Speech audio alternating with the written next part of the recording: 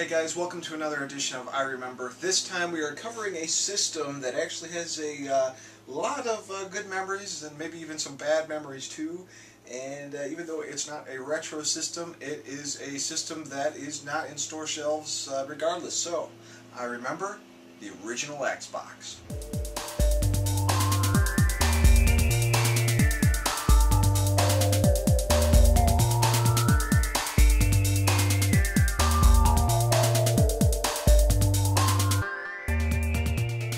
So the Xbox for me holds a lot of significance in my video game progress as far as being a hardcore video game fan and really getting into picking up games. And the reason for that is that it was about the beginning of 2003, I want to say, back in February. And I worked at Kinko's for years, a really decent amount of time. And was fed up with the job, was really tired of it, and was looking for something new. Well, at the time, the town I live in was just getting an EB Games. It just opened, and I remember just driving by it and being blown away that there was finally a video game store in my town. And I looked online, and sure enough, there was a posting there for an assistant manager position.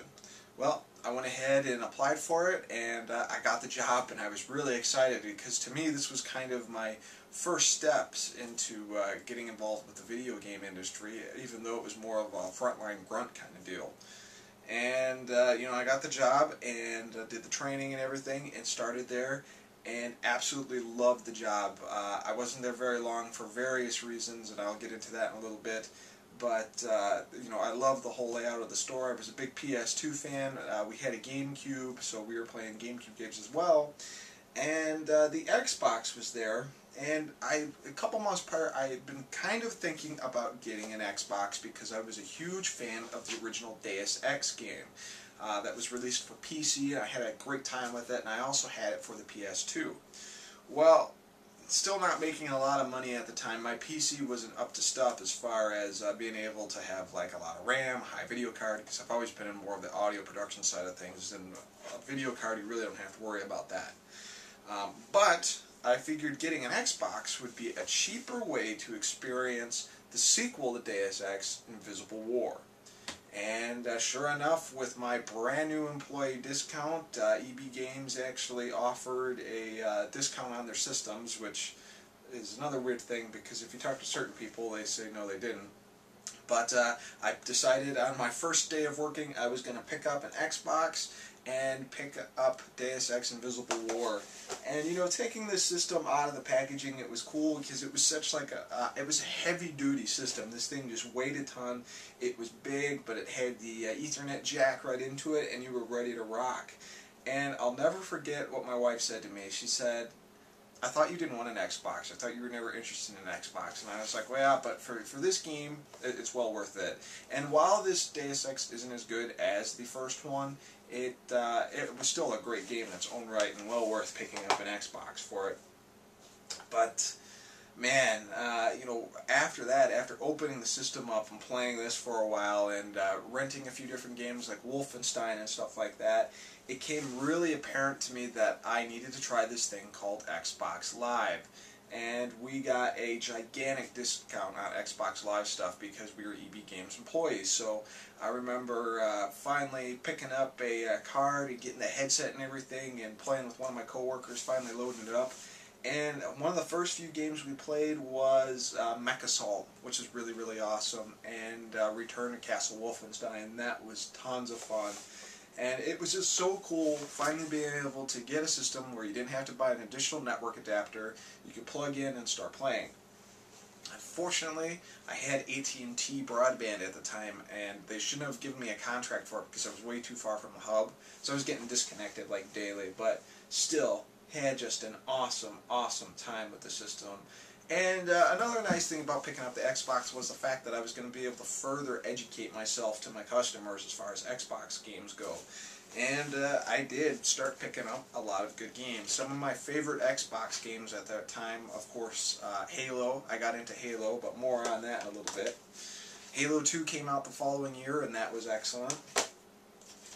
Later down the line, we got Broken Sword, which actually came out the same year, which was a follow-up to the first and second ones. Great adventure game.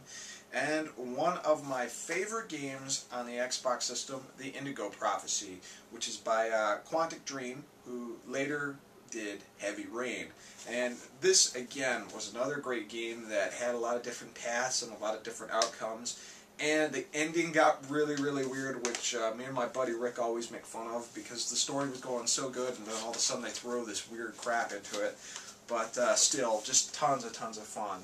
And of course, like games like Splinter Cell and Pandora Tomorrow and Chaos Theory, Metal Gear Solid 2 Substance. There were so many great games that came out on the system. Cold Fear. I really, really enjoy the Xbox system, and it really got me into the Halo universe and kind of expanding out onto that. Well, a year later, Microsoft decided that they were going to release a Xbox Halo Special Edition Green console with a copy of Halo. And it's not super special, because really the developmental Xboxes that they use at Microsoft or any game companies, it was green anyway, so really they just took the original shell that they were using for dev units and producing more of them and slapping Halo Special Edition on it. But still, the green translucent console was pretty freaking awesome. It was really cool. So this came out, and it kind of came out of nowhere. They really just announced it, and it was like, here it was. And my boss, I remember saying, oh man, you know, you're really starting to like that Halo stuff. Are you going to go pick up the Halo Limited console before it all sells out? And I said, nah, I don't think so. And I waited later in the day and decided that I was going to do it. I picked it up. So I had 2 Xbox consoles then, and I remember going in the next day, and my boss going, so you traded in your original Xbox and got that Halo one, right? And I said, well, I did get the green Xbox. And she goes, what? You didn't trade in your old Xbox? Your wife is going to kill you. Well, thankfully my wife has always been really understanding. At the time she was still my girlfriend, but she's always been really accepting about my video game stuff, as long as it doesn't affect other things. So she let me get it, and you know, I had 2 consoles, which was really cool. That is what spawned from like 2003 to like late 2004 with Halo 1 and Halo 2 Halo game nights with myself, my little brother occasionally, but mostly me, my wife, and her 3 or 4 girlfriends. We would hook up the Xboxes, we would network them, and it would just be me and all these girls playing Halo and Halo 2 over System Link. So much fun, and yeah, they weren't the greatest, but the girls eventually got really good. But what was a whole lot of fun, and actually made me a better Halo player, was it would be like a 1-on-4, so I would have to figure out how to capture a flag by myself against 4 people and defend my base. So it really it gave yourself a neat handicap to think on, more of a against multiple opponents thing. But man, they loved it. We used to grill out, we used to drink, and we used to just play Halo. It was tons and tons of fun, and I will never forget those, because especially my wife, that was the first real first-person shooter she ever played, and she actually got pretty decent at it. And lots of fun times with that. And you know, unfortunately, the job at EB Games really didn't work out for me because of management reasons. The manager had her issues with some certain things, and I pretty much decided that I was fed up with that crap, and I wasn't going to deal with her. So it was really just one person. The reason I quit was because of one person, and you know, in hindsight, I wished I hadn't done it, but at the same time, it worked out better for me, because I did go back to FedEx for a couple of years, and ended up meeting a person who got me into my current craft, which is IT, because it was something I did on the side, but he really pushed me to go after it, and now I'm at where I'm at now, and I'm really happy about that. So, the Xbox system is definitely one of my favorite systems, because it has a lot of good memories for me, and just overall a great system. And I did eventually get into modding with the systems, as far as soft mods and hard mods, and it was great being able to test out tons of games and really being able to pick out what was good as far as the games were. So when I was working at EB Games, I could actually go pick up a retail copy and get it for a fairly discounted price. And man, when we used to have discounts and stuff, and like buy 2 get 1 free, you could take your employee discount with your Edge card discount and the buy two get one free or buy one get one free, and just walk out like a bandit. I remember walking out like 20 Xbox games at a time. But, you know, a shame it didn't work out, but it was for the better anyways. But in the meantime, I remember the Xbox because it was crap loads of fun, and even today I still use it. So that's all, guys. We'll have another I Remember soon. Peace.